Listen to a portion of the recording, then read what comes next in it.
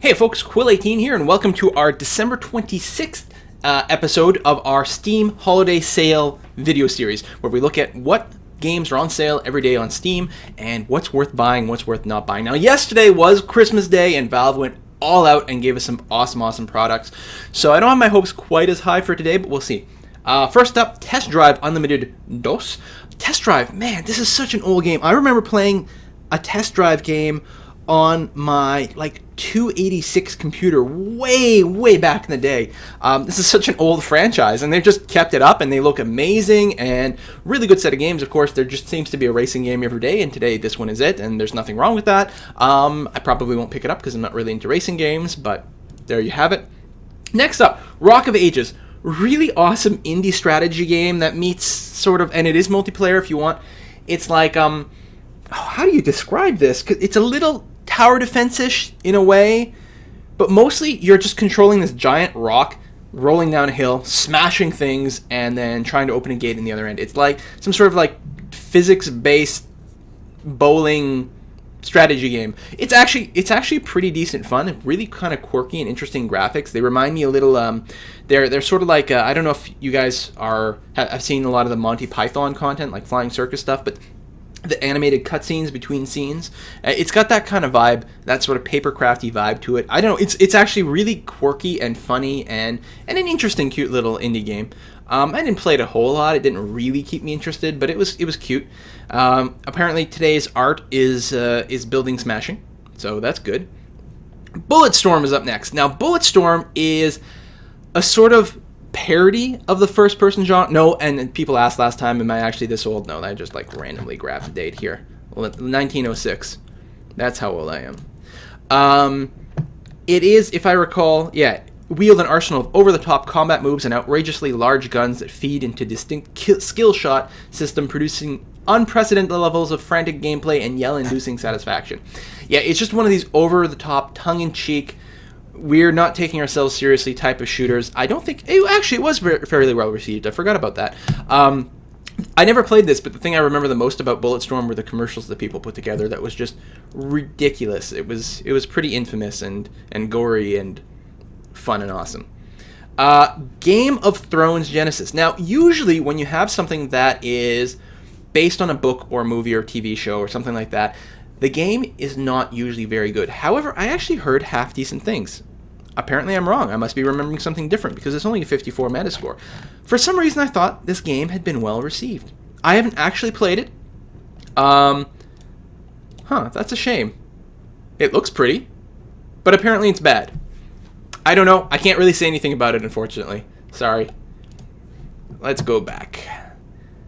Beat Hazard, I do not know much about this. It is an indie, single-player and multiplayer shoot-'em-up game with beautiful graphics. I mean, look at these effects, these lighting, the blending.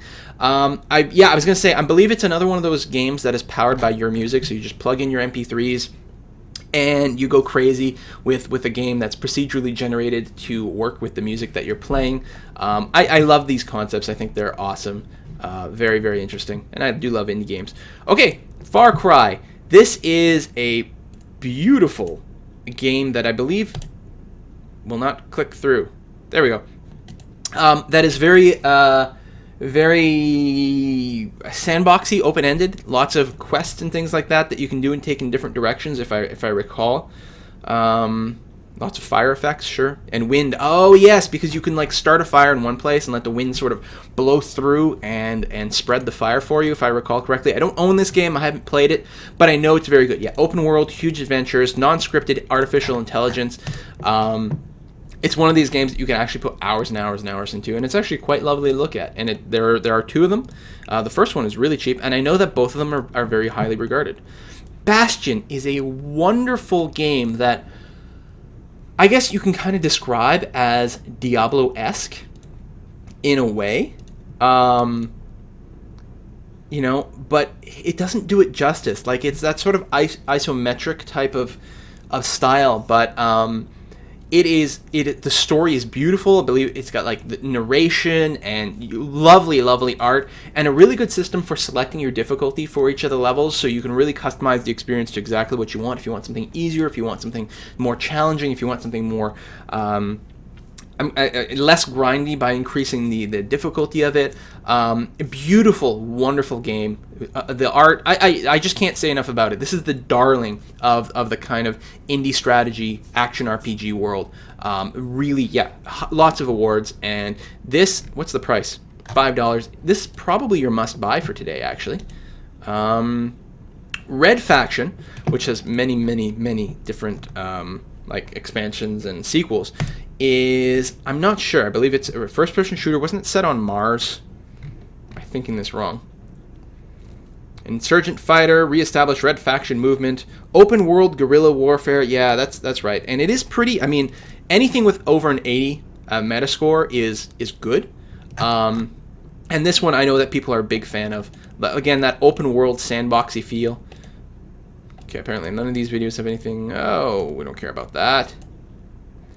Unfortunately, I don't know much about the game. You're going to have to go to the comments for it, but it's definitely going to be a good deal. The Metascore and the things I've heard about this game and the fact that it's pretty cheap, very good deal. Sonic Generation. So this is the new Sonic game, and it was actually, people seem to like it. And the thing is, you know, how do you put out a new version of such a beloved old franchise like this? And of course, it's still suffering in a way from the move to 3D. Sonic was really good in that 2D world. I think there's kind of a split of like 3D and 2D gameplay in this.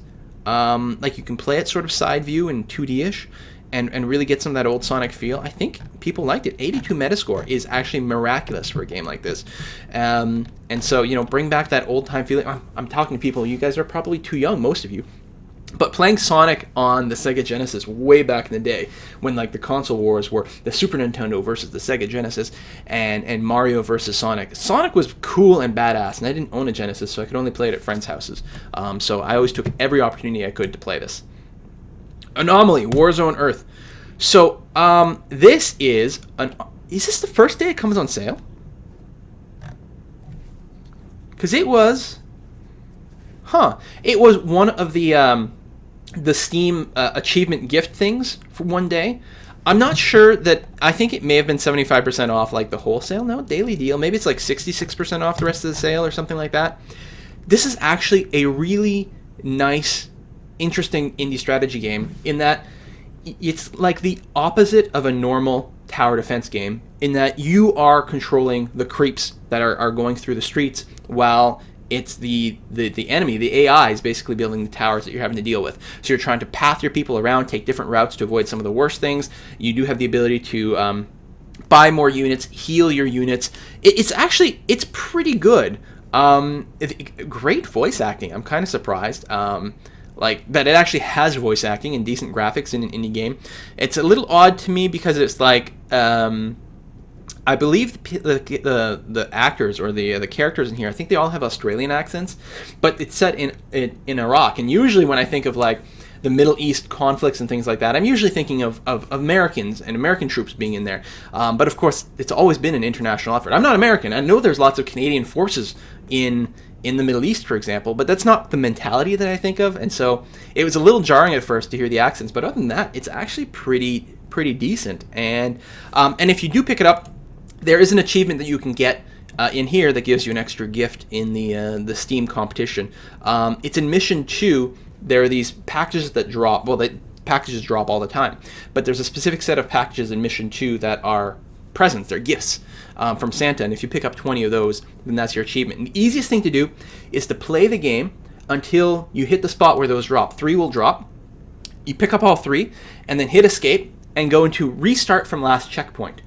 So it just backs you up like 30 seconds. Literally, you just start again, the packages drop, you pick them up, restart from next checkpoint. You do that until you've picked up 20 of them, and that triggers the achievement, even though it's the same 3 over and over. Very, very easy to do, and it's actually a pretty fun game. I do recommend it. Not a huge recommendation, but it's a decent recommendation. King's Bounty.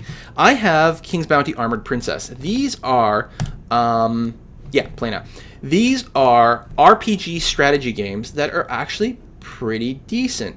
There is an overworld map. I'm wondering if there's going to be a screenshot of that. Keep showing the clothes. Yeah, I guess this is it. An overworld map that you wander around, you pick up resources, you can go to shops and buy different resources and sort of build up your army. And then there'll be encounters on the map. You go into a hex-based, turn-based combat system where the armies duke it out. I think there's also spells, if I recall correctly. It has been a while. But it's a great little RPG/strategy game. Very fun to play. And I think all of the games are like this. They're all very similar. They're just... oh, there's a pack here. Oh, this is the... If you're going to buy one, just buy this. $8.74 and you get 3 games. Definitely the way to go. It's certainly not bad. What else we've got? Worms! Man, Worms has been around for ages and ages and ages. And even I think the oldest Worms here are still fairly recent versions of it. But this is a great... Oh, no, this is actually kind of old. Oh, cool. This is the original Worms. I didn't realize that. A great game. It's actually just a twist on games that have been made before, where you know, 2 teams of little units with weapons, and you take turns going back and forth to shoot each other. Kind of physicsy, kind of fun, quirky weapons. Just a lot of fun. Great to play against other players. Worms, man. It's Worms. And that's it. So, kind of being twitchy. I'm not sure what the must-buy for today is. There's some solid entries. I think Bastion. Bastion is probably your must-buy. And even then, yeah, it's really nice. It is actually really nice. To me, I haven't played it much, so it doesn't strike the same chord with me as some of the others, but I'm sure that if I'd played through Bastion, I'd be like, no, you must own this game. So that's that. Take a quick look at the achievements. What do we got? Rusty Hearts. Rusty Hearts is, I believe, a free-to-play MMO. Yeah, that's what it is. It's a free-to-play MMO. That's very anime style. Clearly. So you could download that and play that until you complete a quest called A Simple Task. Most of these achievements are pretty easy to get, so I'm assuming this is a quest that comes pretty quickly. An achievement from Game of Thrones. If you want to pay $20 for a game with a 52 metascore just to get one achievement, seems kind of sketchy. Play as Starks, an entire multiplayer game, or versus AI. Yeah. I don't know. Beat Hazard, Rock of Ages. So there's an achievement for Bastion. Alright, and of course you can always go back and complete some of the old ones, like the one for Anomaly Warzone, if you're looking into that. Anyway, that is it for today. Not quite as good as yesterday, but still some decent picks. This is a fun game. And we'll see what tomorrow brings. See you next time.